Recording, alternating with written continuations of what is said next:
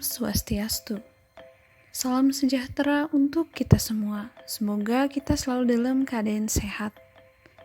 Pada video kali ini, saya ingin membahas tentang perkembangan agama Hindu di Indonesia. Pengaruh agama Hindu di Indonesia mencapai Kepulauan Nusantara sejak abad pertama dan diketahui berasal dari India.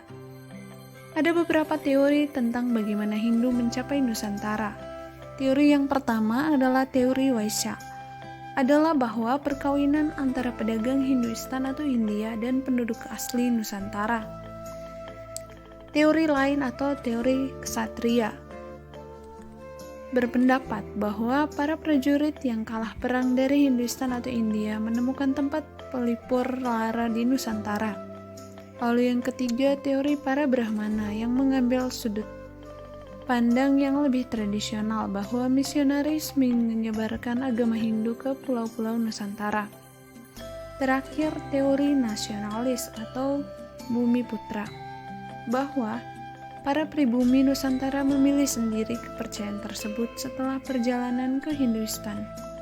Pada abad keempat, Kerajaan Kutai di Kalimantan Timur, Tarumanegara di Jawa Barat, dan Kalingga di Jawa Tengah termasuk di antara kerajaan Hindu awal yang didirikan di wilayah Nusantara. Beberapa kerajaan Hindu kuno Nusantara yang menonjol adalah Mataram, yang terkenal karena pembangunan Candi Prambanan yang megah, diikuti oleh Kerajaan Kediri dan Singasari. Sejak itu, agama Hindu bersama dengan Buddhaisme menyebar di seluruh Nusantara dan mencapai puncak pengaruhnya pada abad ke-14. Lalu kerajaan terakhir yang terbesar di antara kerajaan-kerajaan Hindu-Buddha Jawa adalah Kerajaan Majapahit yang menyebarkan pengaruhnya ke seluruh kepulauan Nusantara. Agama Hindu di Bali. Agama Hindu Dharma di Bali adalah agama yang sangat terjalin dengan seni dan ritual, dan lebih tidak ketat diatur oleh kitab suci, hukum, dan keyakinan.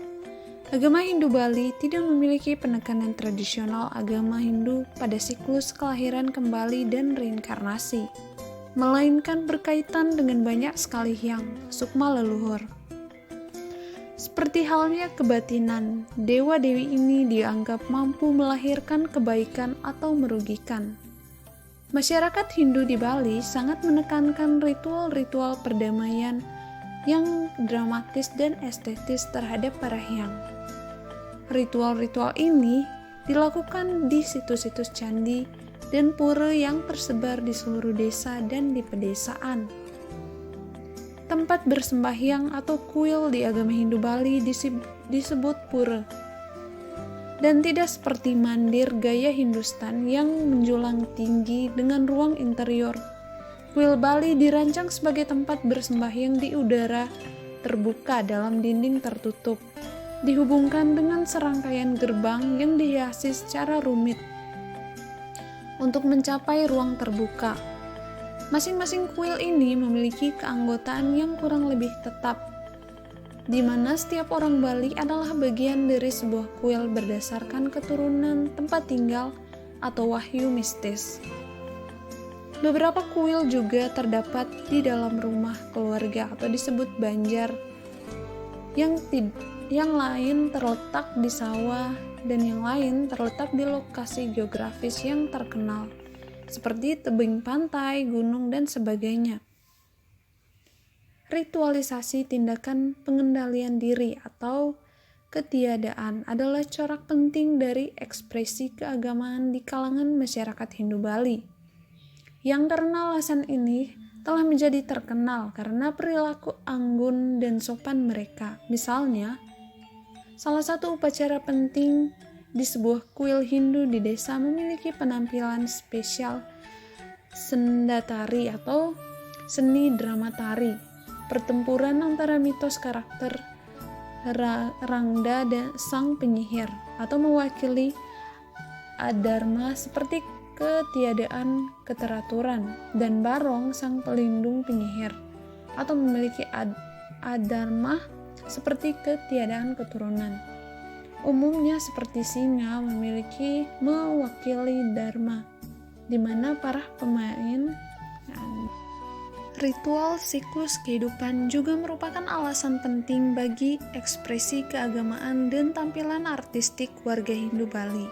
Upacara saat pubertas, pernikahan, terutama saat kremasi, pada saat kematian memberikan kesempatan bagi warga Hindu Bali untuk mengkomunikasikan ide-ide mereka tentang masyarakat, status, dan alam baka. Agama Hindu Bali juga meliputi keyakinan agama taburah.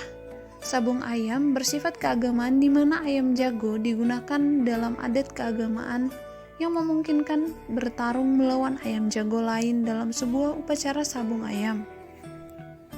Sebuah bentuk persembahan hewan. Pertumpahan darah ayam keagamaan Hindu Bali sebagai pemurnian untuk menenangkan roh-roh jahat, buta, dan kala, dan untuk memohon hasil panen yang baik. Ritual sabung ayam ini biasanya berlangsung di luar kuil Hindu dan juga mengikuti ritual yang kuno dan kompleks sebagaimana tercantum dalam naskah lontar Hindu suci. Agama Hindu di Jawa, baik Pulau Jawa dan Sumatera, telah tunduk pada pengaruh budaya yang besar dari sub-benua India selama milenium pertama dan kedua era Masehi. Bukti-bukti paling awal dari pengaruh Hindu di Jawa dapat ditemukan dalam prasasti abad ke-4 Tarumanegara yang tersebar di seluruh Jakarta modern dan Bogor. Pada abad ke-6 dan ke-7, banyak kerajaan maritim muncul di Sumatera dan Jawa yang menguasai perairan Selat Malaka dan berkembang dengan meningkatnya perdagangan laut antara Tiongkok dan Hindustan.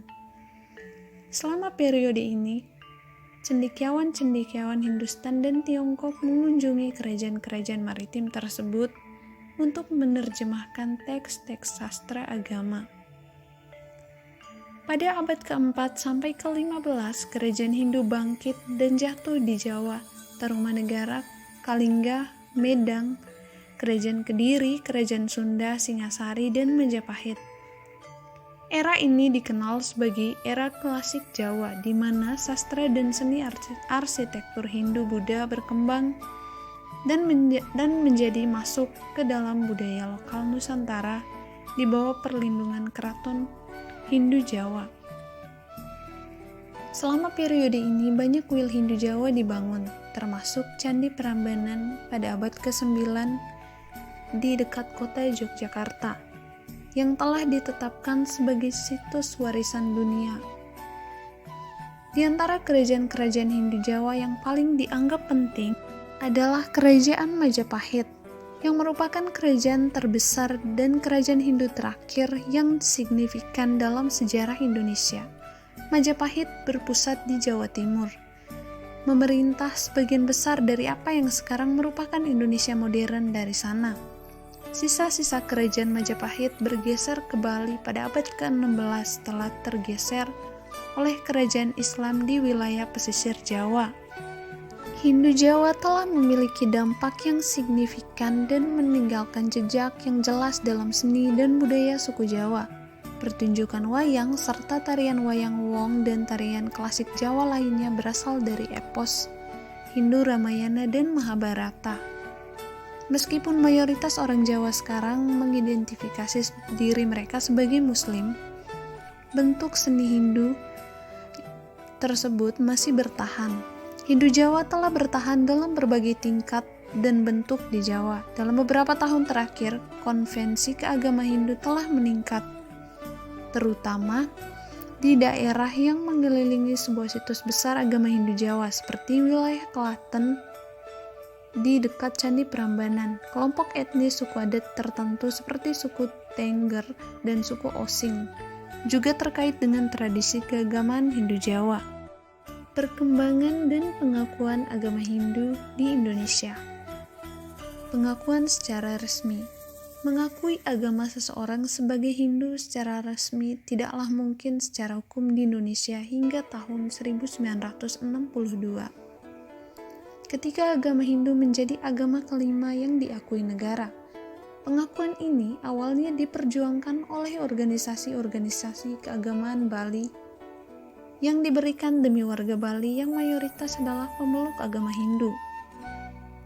Yang terbesar dari organisasi ini adalah Parisada Hindu Dharma Bali, berubah nama menjadi Parisada Hindu Dharma Indonesia atau PHDI pada tahun 1964, yang mencerminkan upaya-upaya selanjutnya untuk mengidentifikasi Hindu tidak hanya sebagai kepentingan Bali, tapi juga nasional. Identitas agama menjadi isu hidup dan mati bagi banyak orang Indonesia sekitar waktu yang sama saat Hindu akhirnya mendapat pengakuan. Ketika peristiwa pembantaian komunis 1965-1966 terjadi, orang yang tidak mengidentifikasi diri dengan salah satu agama yang diakui negara cenderung dicurigai sebagai komunis. Meskipun pendapat banyak ketidakdukungan bila bergabung dengan agama minoritas nasional, keprihatinan yang mendalam bagi pelestarian agama leluhur tradisional mereka membuat beberapa kelompok etnis di luar pulau membuat Hindu sebagai pilihan yang lebih cocok selain Islam. Perkembangan agama Hindu pada masa Orde Baru. Pertimbangan para praktisi kejawen untuk meninggalkan tradisi mereka demi bertahan hidup di sebuah negara Islam segera terbukti tidak benar. Penerus Presiden Soeharto mengadopsi pendekatan non-sektarian atau non-agama yang jelas dalam apa yang disebutnya era Orde Baru. Namun ketakutan lama mereka muncul kembali kala Soeharto secara resmi mengakui Islam pada tahun 1990-an. Awalnya Soeharto adalah pembela kuat nilai-nilai tradisi kejawen. Namun Soeharto mulai membuat penawaran pada kaum muslim pada waktu itu karena goyahnya dukungan publik dan militer pada pemerintahannya. Sebuah sinyal kuat untuk hal tersebut adalah otorisasi dan dukungan pribadi dari Ikatan Cendekiawan Muslim Indonesia, sebuah organisasi baru yang para anggotanya secara terbuka mempromosikan Islamisasi negara dan masyarakat Indonesia. Kekhawatiran mereka semakin tumbuh ketika ICMI menjadi faksi sipil yang dominan dan birokrasi nasional Indonesia, dan mulai program-program pendidikan Islam didirikan, serta masjid-masjid besar dan departemen agama sekali lagi membidik benteng-benteng tradisi kewajen. Terima kasih telah menonton, semoga bermanfaat.